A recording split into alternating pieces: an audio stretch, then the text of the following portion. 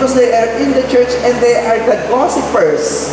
Nariyan lahat ang chismosa, nariyan lahat ng awin. I cannot understand. I cannot put it all together. Why these people, they always go to church and yet, lagi silang away-away, kagulo, nawawala ang pera, sila nagsisiraan. So it made me disillusion. And then this is where I realized, God, why are we like this? Yung pala, na-realize ko, we are not really listening in the church. Hindi po tayo marunong makinig. We do not know how to focus and we do not know how to worship. Yes, simba tayo ng simba. That's good. But why right after going to church, we're still the same? The hatred in our heart still there. Tayo pa rin ang galit na galit sa kaaway. Because Satan is the one who disturbs us. He wants us to be distant from God. He doesn't want us to have an encounter. Because Satan knew to have an encounter with us is when God have a personal encounter with us, it is so powerful. Magbabago ang ating buhay. And we will no longer be the same. Kung dati tayo nag-iisip lamang sa ating sarili, ngayon iisipin natin ang ating kapwa.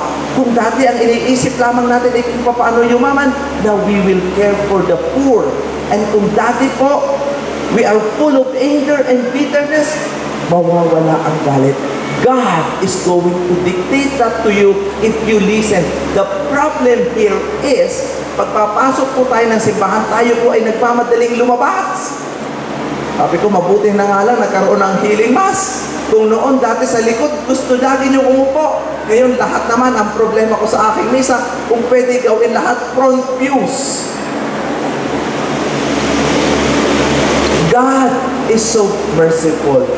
He is merciful to us because He is giving us a reorientation of what we're supposed to do. Ano ba ang dapat natin gawin? You have nothing else to do. Wala kang dapat gawin. Just come here and feel the presence of God. Feel His divine visitation. Like in today's gospel, umiiyak ang Diyos sa atin, naaawa. Why He is naaawa po sa atin? Because ibinigay na sa atin ang pananampalataya and yet we are not using it because we got distracted so easily. Bibigyan ko kayo ng senaryo. Pagpasok nyo ng simbahan, makakatabi nyo lamang ang medyo mabaho. Iisipin nyo na ng isang oras, sana hindi na lang dito ako umupo. Masira tuloy ang araw ko.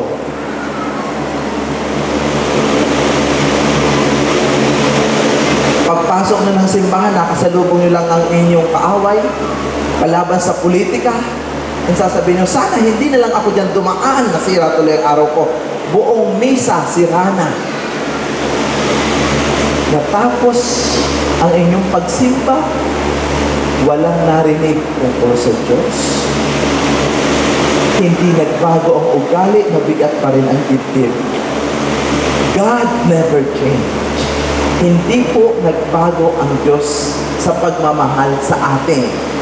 And God now is using me, as what I said earlier, not for me to heal you, but for me to let you all know that this healing is still available. Kasi kung hindi naman ang ilalagay dyan, Father Fernando is coming, there is healing, hindi naman kayo pupunta dito.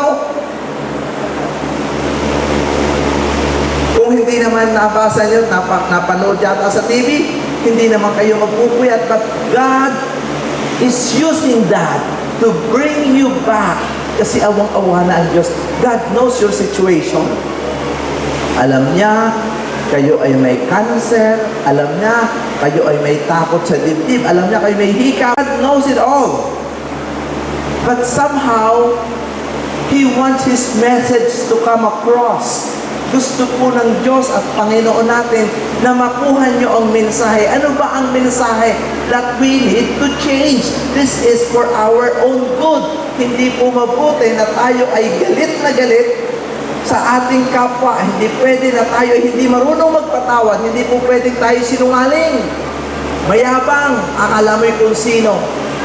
God is so merciful. He wants us to live life to the full, and He wants us to enjoy the remaining time of our life in this world.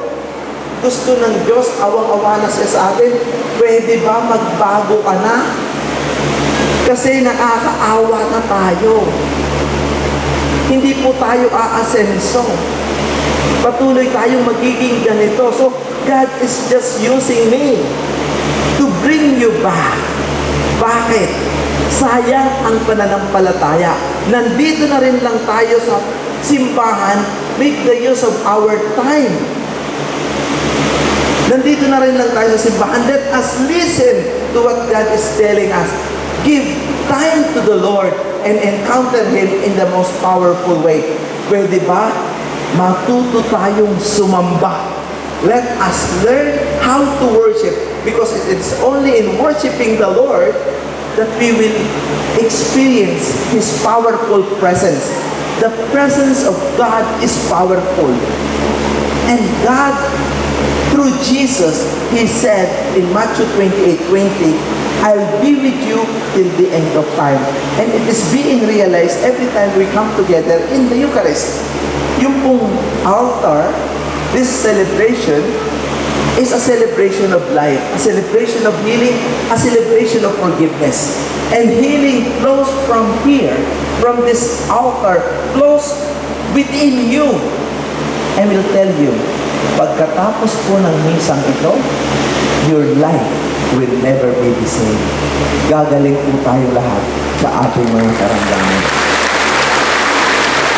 But somehow, God, before we receive this healing, we need to put things into the right perspective.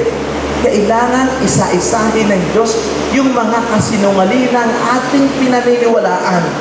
Kasi po tayong mga Pilipino, minsan iniisip ko, tayo ang pinakamadaling maloko sa mundo. Lahat pinaniniwalaan. We want to cater everything. I remember this OFW, Filipino, nag-Saudi. He smuggled a Bible and a rosary. Sabi niya, para pag ako'y nalulungkot at pag ako'y nangihina, I can pray the rosary and I can read the Bible. At naging kaibigan niya ang isang Muslim. Naging kaibigan niya ang isang Indiano na Buddhist. And they became friends and they started sharing their faith with one another and they started praying with one another.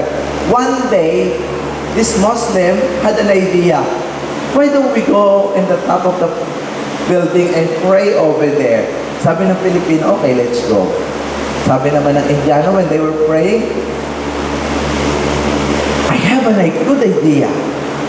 Bakit hindi kaya tayo tumalon at tawagin natin ang ating Diyos kung tayo ililigtas? Matalino itong Pilipino. Ang sabi sa dalawa, okay, kayong dalawa muna. Okay, you go first.